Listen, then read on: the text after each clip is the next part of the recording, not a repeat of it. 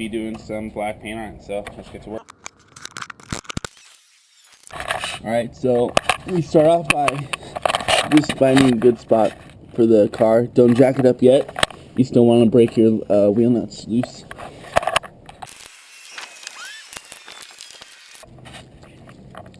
Always place something under your wheels. Make sure they're blocked.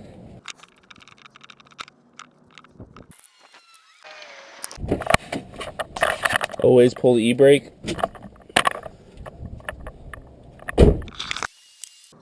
Once your wheel's off the ground, put up a jack stand for redundancy.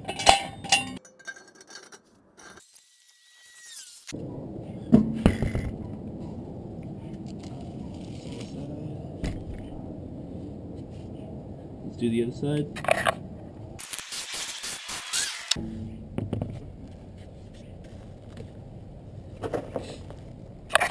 This is always a good time to check your tires. See, as you can see, there's quite a bit of dry rot in here, so I'll be replacing these rims and tires. Next, grab some soap, some water, and start washing your caliper off.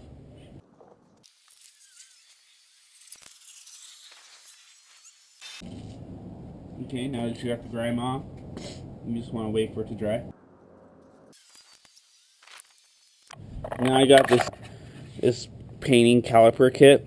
I'd want to do it basically by brush because the spray results after a while, there's a few problems, and I could show you those in a second, but I just think that this will be a better coat and a better application.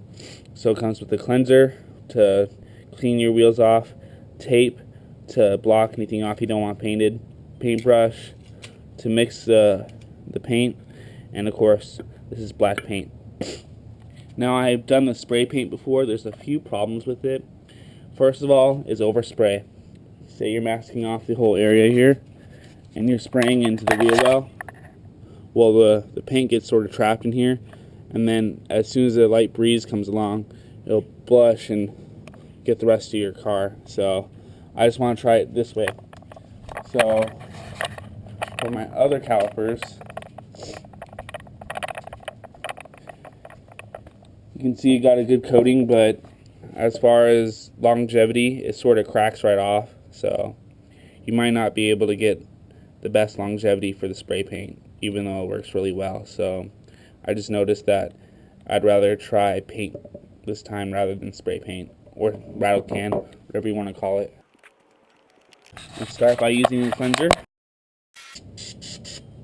Now basically this is just spray clean.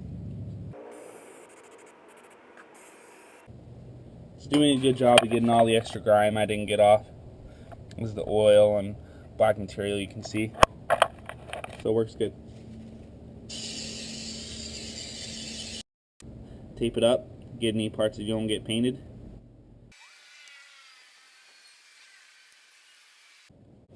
Alright, now that I've got the part that I really don't want to get paint on, is the brake pad, I'll just start to paint.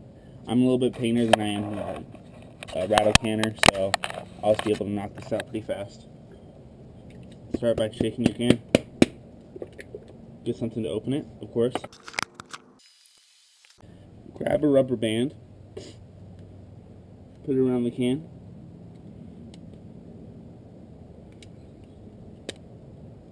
Well, first you want to mix it.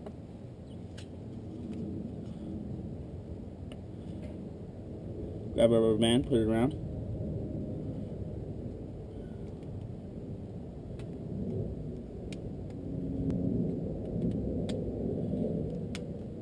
Now you have something to wipe your paint off on instead of the side of the can. And it'll go straight back in.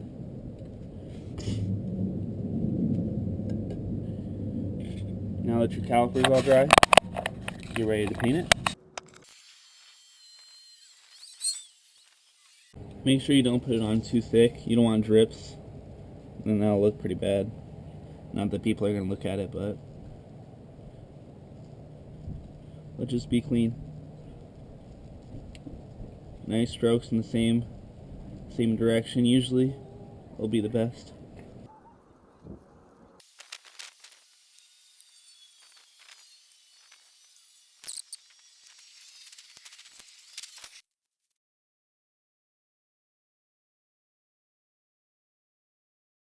I'm going to paint the back here because I just like attention to detail, so just paint how much ever you want.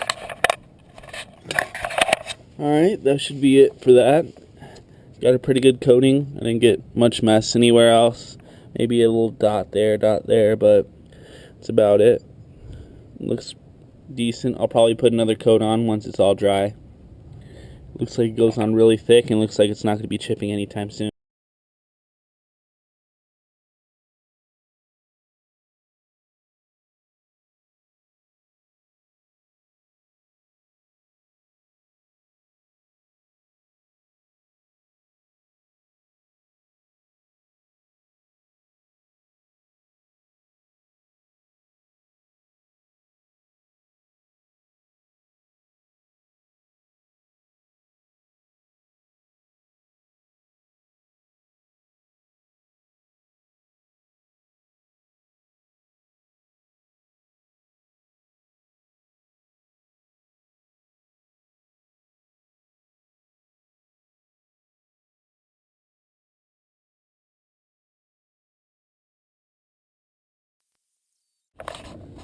Now here's the difference between a nice healthy tire here. It's brand new, thick tread.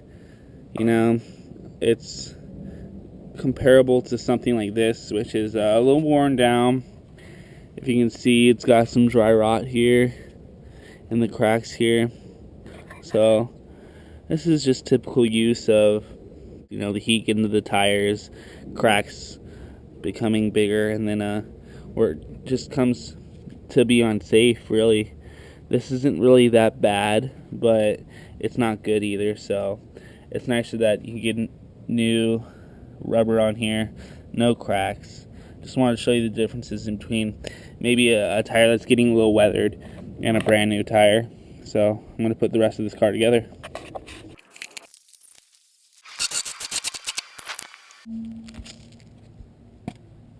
Alright, another thing that I noticed is if you look, there's this little fiber right here. That's from the brush. So the brush actually falls apart pretty easily. So here's that brush again, and it just falls right apart. As you can see, it doesn't hold its own. So just go to a Home Depot and just buy a cheap $2 brush.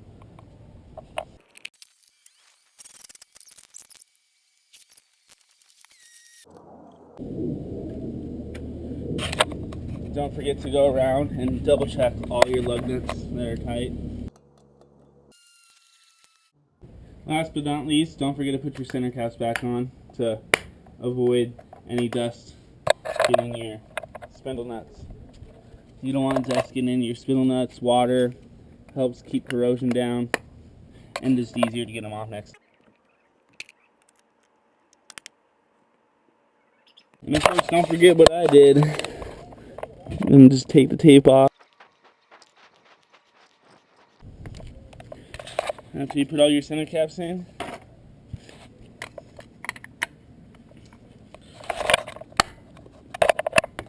now just wash your car up and let's see what it looks like after and before, or before and after.